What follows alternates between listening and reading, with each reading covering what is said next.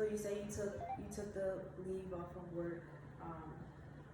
You went to your mom's because again we're in New Jersey. She's in Alabama. So like, what was the process as far as like did you need to educate yourself at all? I did. So immediately, like, I educated myself, like, about different teas that she should drink. Basically alkaline, like an alkaline based diet.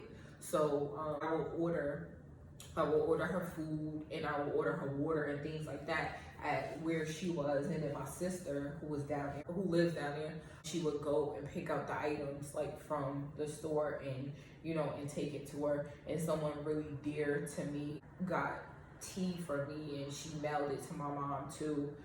Everyone around me was just trying to help to, get her on the right track health wise, like eating wise, because basically with these treatments, like you completely wiping yourself out.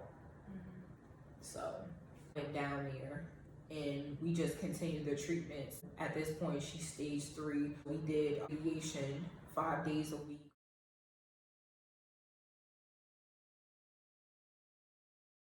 We did chemotherapy on Tuesdays but we were there for about 6 hours.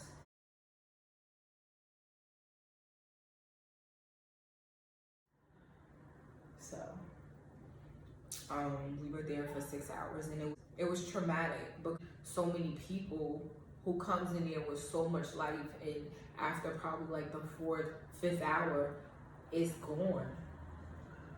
And you see that every week.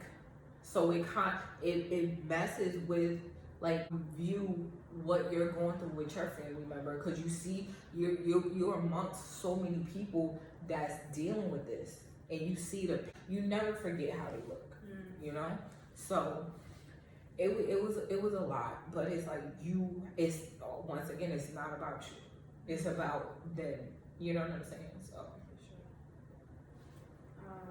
I remember you saying earlier that you started to you're a believer in God, Jesus. How was your faith tested during this? It was tested because working in the medical field, like you deal with people every single day. You pick up the phone and you're like, damn, like this conversation is so aggravating. Why they keep asking me the same question? But now I was on the receiving end of that. And it was nothing I could do. I know all these doctors, I'm affiliated with all these hospitals, but I have to be a patient for her. And I have to be patient for her. And that was hard. Very hard. And it was challenging. And it was like, you have to leave it. You do have to leave it to God. But it still doesn't negate the fact this is the person I love her mac and cheese. This is a person I want her stuff in everything. A person who know all of my stories and her life is hanging in the balance. And I don't know. We're doing all of these treatments, but I don't know what the end result is going to be. And that's probably the most scariest thing I ever dealt with in my life. Do you feel like this process drew you closer to your family, to your mom? Yeah, it did, because me living in Jersey, life gets so busy. I'm gonna go visit my mom. I'm gonna talk to my sister, but it was like, no, I had to be there in that pain. And it was like I would have traded that for the world, for me just to be down there to enjoy her and not see her in so much pain, not wanting to get up, not wanting to fight. So. How did this make you stronger? So basically, it's you could feel bad for yourself. You could just wallow in your own pity, but it's a waste of time, because time is something you don't possess. You don't know how much time you have. So it was like I was upset over the state, but I enjoyed, being there for her. I wouldn't trade it for the world. And it created relationships and bonds that that you will never forget. So she's cancer free now.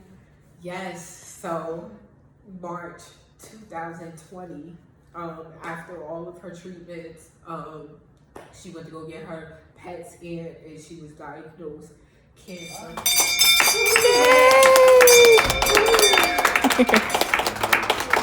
God bless you. Thank you. See you. My heart still hurts for so many people who can't sit here and tell this story the same as me. You know, and it's like, just speak to someone, because it's like all of that pain, you suppress it, it doesn't go anywhere. You know, and it's like, it's okay to be hurt. It's okay to feel the way you feel, because cancer, it doesn't care who it affects. It doesn't care that you love this person to death. It doesn't care about that. It's just, it destroys people. It destroys lives. And there's nothing that you can do about it but fight. And when it, God forbid, if your loved one passed, you still have to fight after that to fix and repair the damage that is done to you, because it doesn't go anywhere. So, a more recent video that we're doing, an updated version. So when I filmed the first part, that was October, and now it is December 27th right now. So as you can see, I have my mommy here, and I just wanted to show, like, you know, everybody that it is a good side after going through that. And what was it, Mom? 34 radiation treatments, and it was 6 chemo treatments, and 4 surgeries. Yes. Right?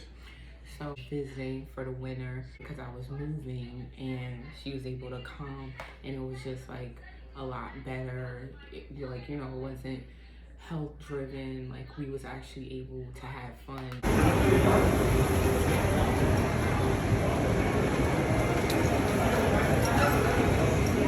and enjoy each other. And the numbers of deaths will drive us to really horrific milestones in the coming months. It was great, and I just wanted you guys to see like her and how strong she is, and you know, everything that she's been through, and you know, she's still standing. So this is my mommy.